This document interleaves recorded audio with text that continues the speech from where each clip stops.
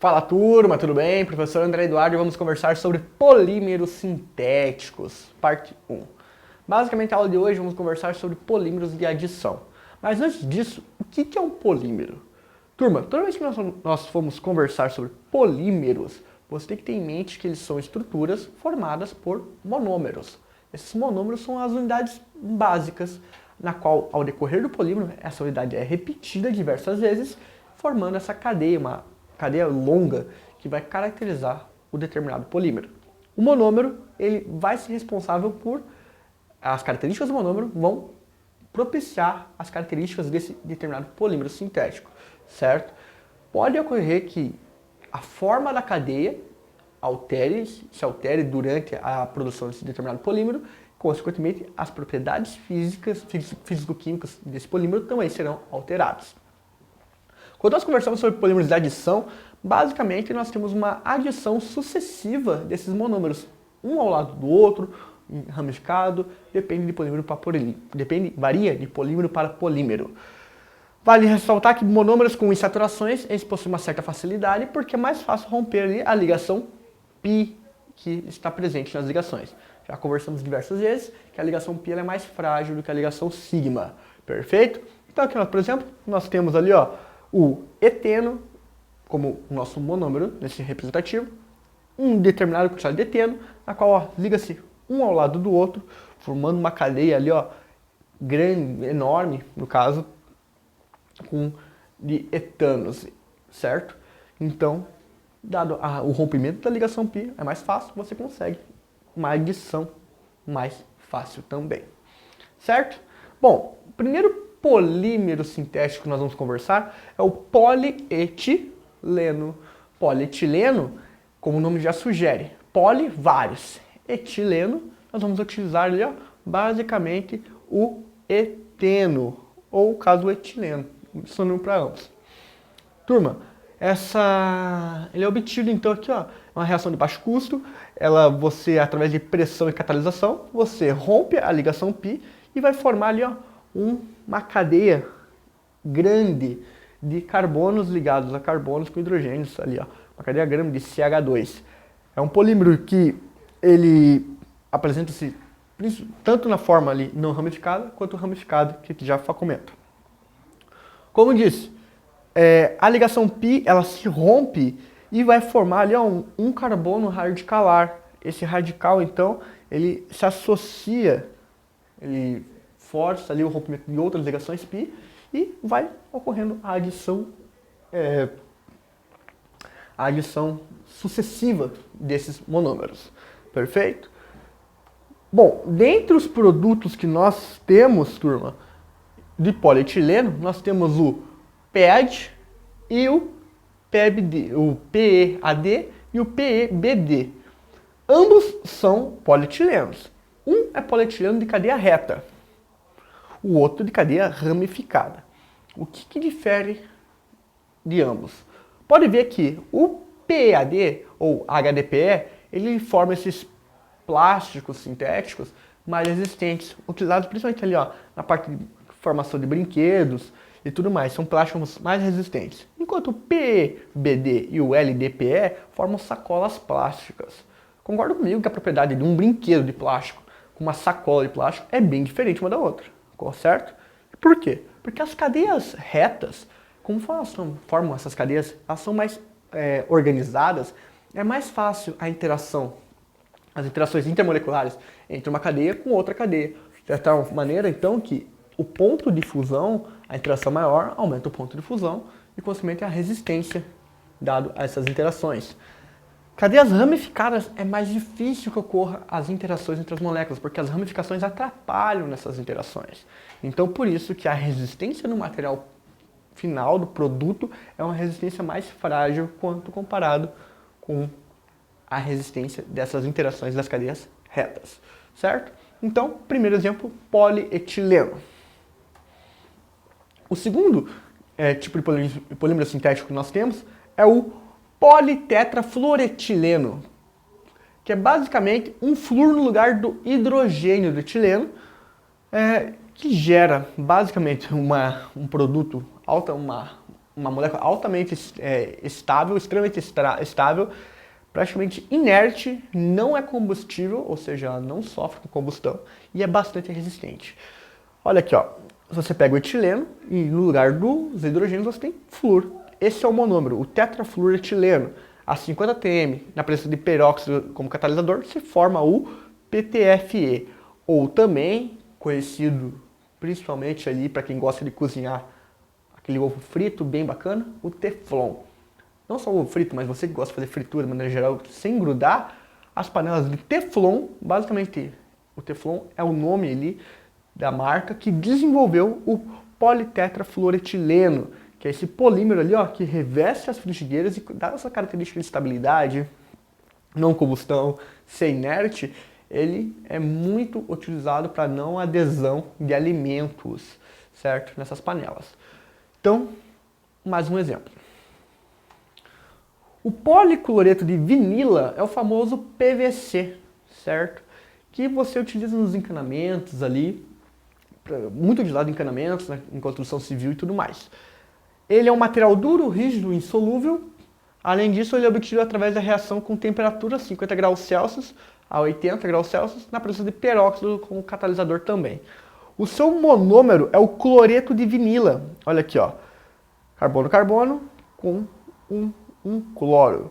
O cloreto de vinila, então, ele acaba sendo polimerizando e forma esse produto que tem uma ampla gama de utilização e atualmente na nossa sociedade de maneira geral. A construção civil utiliza muito ele. Se você reagir o PVC com ésteres de maneira geral, você forma o famoso PVC flexível, que ele também ali é mais transparente, ele é semelhante à borracha. Ele é utilizado ali no caso na construção ali de alguns tecidos que envolve, dada a resistência deles também, e a fácil manutenção, principalmente questão de limpeza, porque é mais fácil limpar esse material do que limpar um tecido, caso sofra ali com uma ação de manchas e tudo mais. O PVC, por a característica dele ser insolúvel, se você derrama algo nele, ele não vai ficar manchado. Existe uma certa resistência a essa característica. Certo? Outro polímero que nós temos é o polipropileno. Como o próprio nome já diz, polipropileno vai envolver uma reação de adição. É um polímero que envolve a reação de adição do propeno ou o metiletileno. Perfeito? Então, basicamente, também temperatura e pressão, e o polipropileno ele é amplamente utilizado ali para formar materiais resistentes, rígidos, e a sua caneta aí que você está escrevendo, ela é formada por esse tipo de polímero. Outro é a poliacrilonitrila, ou a PAN, que é basicamente o famoso acrílico. Ela é resultante da polimerização da acrilonitrila, ou cianeto de vinila, certo? E aí também conhecido como acrílico, como eu disse, propriedades do acrílico. Ele é um material transparente e muito resistente, utilizado aí na fabricação de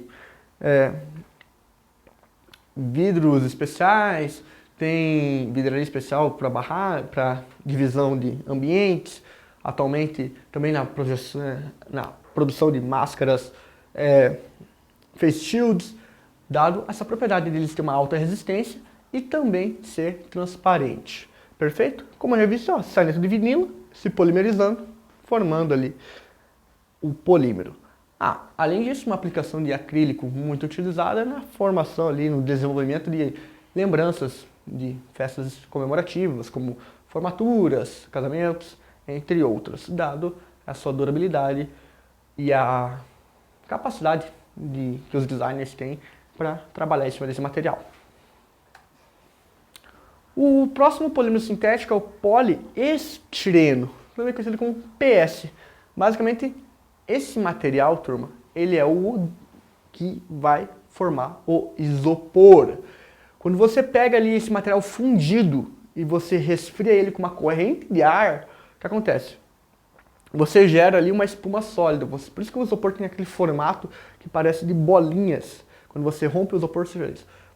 Esse material está derretido, está fundido, e você resfria ele com ar corrente. De tal maneira que então ele expande, ele absorve aquele ar e expande, caracterizando então uma densidade bem leve e aquele formato de bolinhas dele.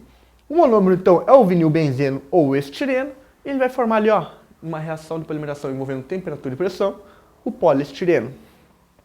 Vale ressaltar ali, ó, que a mistura desse vinilbenzeno com buta-1,3-dieno na polimeração gera produtos com grande utilidade, que no caso ali, ó, 75% de buta-1,3-dieno com 25% de estireno, você gera a borracha sintética.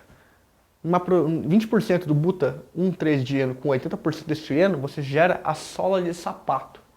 E 73% de buta-1,3-dieno com 27% de acrilonitrila, você vai gerar ali, ó, prato plástico, que é muito utilizado principalmente em questão de refeitório, acabamento e tudo mais. Bom, o poliacetato de vinila, ou PVA, ele é basicamente um produto obtido pela polimeração do acetato de vinila. Olha aqui, ó, certo? Ele é amplamente utilizado na indústria para formulação de tintas, adesivos e também na indústria alimentícia para formar a tal da goma de mascar, certo? O polimetacrilato de metila, o PMMA, ele é um produto obtido pela polimeração do metacrilato de metila. Turma, aqui quando você também se funde esse material, certo? Ele está fundido. Você coloca ele para resfriar entre placas de vidro que vão dar um formato específico para ele. Esse material é o responsável pela fabricação ali, ó, das lentes de contato, painéis transparentes, lanternas de carro, painéis de propaganda e semáforos. Então, o formato da lente de contato ele é dado que durante o processo de resfriamento, ali, no meio do processo de fundição, ele é colocado desse processo entre essas placas de vidro que vão dar o formato característico e a polimeração é finalizada durante esse processo, certo? Desse molde em placas de vidro. Então, ele tem essa característica e amplamente utilizado aí uma gama de materiais. Então, metacrilato de metila na presença de temperatura, pressão e catalisador, formando polimetacrilato de metila, também conhecido como o plexiglass. A borracha, nós temos dois tipos de borracha. A borracha natural e a borracha sintética. A borracha natural, ela vem da extração de árvores que vão nos fornecer o látex. Basicamente, ela é um polímero oriundo ali, ó, do 2-metilbuta-1,3-dieno, o isopreno, que é o seu monômero, e ela tem uma gama de utilização. Vale ressaltar que nós temos ela tanto na presença do isômero cis como no isômero trans. O isômero trans ele é menos flexível que o cis porque ele tende a cristalizar mais rapidamente, certo? Então, esse é o exemplo de borracha, que a borracha natural, por mais que ela seja natural, ela continua sendo um polímero sintético por causa da presença ali, é um polímero que vai utilizar ali, ó, o isopreno como monômero. E a borracha sintética, elas são resistentes à variação de temperatura, à ação de reagentes químicos. Quando comparado com o látex, ela possui uma maior resistência. E dada essa resistência, ela é muito utilizada na produção ali de mangueiras, correias de carro e artigos de vedação. Como havia comentado, ela tem uma reação do 1,3-butadieno com o 2-cloro-1,3-butadieno, o eritreno, formando o polieriteno, ou cloropreno, formando o policloropreno. Ambos ali formam essa borracha sintética, que também possui uma diversidade de aplicações. Certo? Com isso, nós encerramos esse primeiro momento sobre nossos polímeros sintéticos, polímeros de adição. Eu aguardo vocês nas próximas aulas, onde ainda vamos discutir um pouco mais sobre esse conteúdo. Certo? Grande abraço, aguardo vocês. Até!